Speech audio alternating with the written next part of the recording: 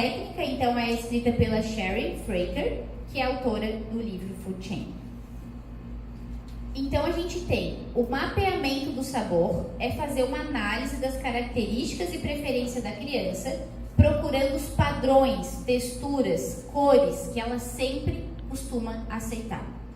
Depois de fazer esse mapeamento, vai começar o trabalho, tá? A gente pode pedir as marcas que a família mais compra, que ela aceita. Agora a gente está falando de casos bem específicos, tá? Crianças que aceitam os 3, 4, 5 tipos de alimento. Acabou. Ou ela está abaixo das 20 opções alimentares, ou ela ainda tem a seletividade 30 ou mais. Existem alimentos que você inclui novamente e o uso de alimentos favoritos entre as mordidas de novos alimentos que já são aceitos. São os alimentos que às vezes ela aceita, às vezes ela não aceita, às vezes ela volta a comer, depois ela para de comer. E os alimentos transacionais, eles também podem ser os alimentos que a gente está querendo que, já que a família inteira come, que a criança também possa fazer parte dos hábitos que ela gostaria de introduzir. E eu já tenho a categoria dos alimentos mais aceitos. Esses alimentos, ele vai aumentar a aprovação dos alimentos que são parecidos com aqueles 3, 4, 5 alimentos que a criança mais consome. Então, eu vou pegar a textura, a cor, o cheiro, tudo que envolve os alimentos já aceitos e a gente vai fazer um mapeamento dessas características, tá? É muito importante usar termos na hora da apresentação. Por exemplo, esse alimento é da família, por exemplo, do brócolis. Esse alimento é da família da batata que você já gosta. Eles são primos. Usa termos, quando a criança já entende, que elas fazem parte da mesma categoria. E por fazer parte da mesma categoria, eles entendem que é aceitável, que aquilo ali não vai ser algo tão estranho, uma experiência tão nova, tá? Use termos, então, na hora da apresentação, se possível, usando primos e irmãos para melhorar o entendimento. E não esqueça de sempre ser um momento divertido, prazeroso e que a criança lembre com uma sensação boa do momento do ato de se alimentar, tá? Então, aqui estão os 32 passos, começando pelo primeiro quadrinho, onde a gente tem a tolerância, tá? Ó, eu tô na mesma sala, a maçã tá lá atrás de mim. Eu aceito estar no mesmo ambiente que a maçã. Tem crianças que não entram mais na cozinha com seletividade.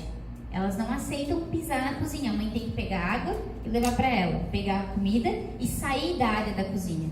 Essa criança, ela geralmente tem um grau muito alto de seletividade. Ela não tolera estar no mesmo ambiente, não tolera sentar na mesa e nem sentar do lado de alguém que come o alimento que ela não gosta.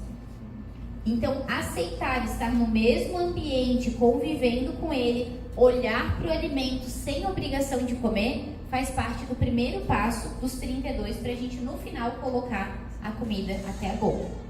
No segundo passo, principalmente, a gente tem a interação. Então, auxiliar em uma preparação com alimento. Eu já sou capaz de fazer, sei lá, montar uma pizza. Eu pego no tomate, eu pego na cebola, eu ajudo a minha mãe a picar, enfim, algumas frutas, ou mexer uma panelinha, por exemplo. E esse momento eu vou ter, então, a interação. Posso, na interação, só deixar a criança usar um utensílio sem obrigação de tocar direto na comida. Ela pega um garfinho ou uma colher e vai tocando no alimento para entender textura, consistência, como que parece aquele alimento. Depois a gente tem o ato de cheirar. Tem pais que se irritam, que a criança só cheira. Se eu botasse o grilo e a gente tivesse num concurso aqui para ganhar, sei lá, 3 milhões de reais. O primeiro passo de vocês, antes de tentar colocar o grilo na boca, ia ser fazer o quê? Todas vocês iam cheirar. Se ele tivesse um cheiro muito peçonhento e estranho, a chance de colocar na boca. Só que se a gente convivesse nos países que comem formiga e grilo, o cheiro ia ser até bom pra gente. Nossa, que cheiro bom. Hoje o grilo tá bom. Hoje ele foi bem cozido. Ele ia parecer algo bom. Então, quanto mais a criança cheirar, o sistema interoceptivo dela começa a ter um padrão de repetição, aceitação e tolerância. Então, não se irritem se a criança ainda estiver no passo de cheirar tudo antes de colocar na boca. Faz parte, isso é bom para ela. Esse sentir o cheiro em frente ao mesmo espaço da criança é um exemplo que a gente pode dar. Então, todas nós não fazemos isso quando a gente gosta muito de uma comida. A gente cheira dá informação para o cérebro que a gente vai receber a comida, a gente saliva mais depois que a gente cheira, isso favorece o processo digestivo também. Nunca rechacem ou falem mal do comportamento de cheirar a comida. Se a criança parar de cheirar, a chance dela comer é muito grande. E os pais têm que ser orientados sobre isso. Eles não podem punir a criança por a criança cheirar o alimento. Tocar é importante, tanto é que tem vários métodos que incentivam as crianças, os pais ficam loucos a pegar a comida com a mão, a não usar garfo, etc, né? Ter toda aquela interação na textura do alimento. Aí cada uma com o seu método, com a sua aceitação e com a vontade de limpar a mesa e o chão todo também depois. Mas é importante ter experiências. Eu sempre falo pro pai, não é que todo dia vai ser, né, o Masterchef sujando a mesa inteira, o chão e toda refeição uma faxina. Mas promovam pequenas atividades no final de semana, durante a semana, que a criança tenha interação com a textura, tá? Então, importante a gente também saber que todos esses processos de toque com partes diferentes do corpo pode ser natural para a criança. Tem criança que toca com a pontinha, às vezes, aqui da lateral, que ela não quer tocar com o dedo. Tem criança que toca com o cotovelo, tem criança que quer colocar o dedo. E cada uma vai ter uma forma de interação diferente, tá? Provar o alimento, lambe também. Primeiro bota na pontinha da língua. Tem gente que bota inteiro na boca e cospe. Alguns padrões de cuspir, não é provocar o vômito, faz parte do aprendizado. Alguém já comeu quiabo alguma vez na vida? Geralmente as primeiras tentativas do quiabo é botar e voltar a regurgitar. Quase todas, não sei se todos vocês fizeram isso, mas a maioria, pela textura, a gente fez isso com quiabo. Hoje eu como quiabo, mas eu botei ele pra fora várias vezes.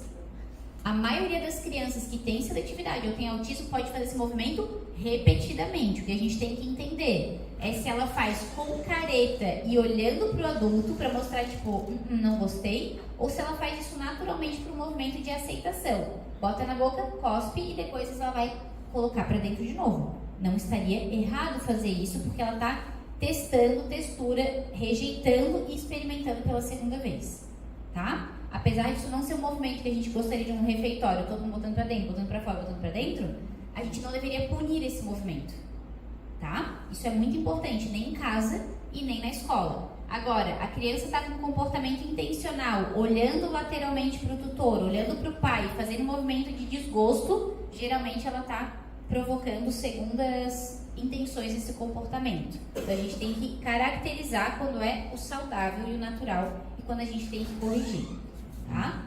Morder um pedaço, cuspir para fora, morde pedaços, mantém na boca por alguns segundos e cospe, normal. E morder o pedaço, mastiga, às vezes cospe também ou come, tá? Depois a gente tem a mordida, mastiga, engole. Alguns pedaços pode cuspir, alguns fica, até fazer o processo todo da deglutição e a comida no final. Tranquilo?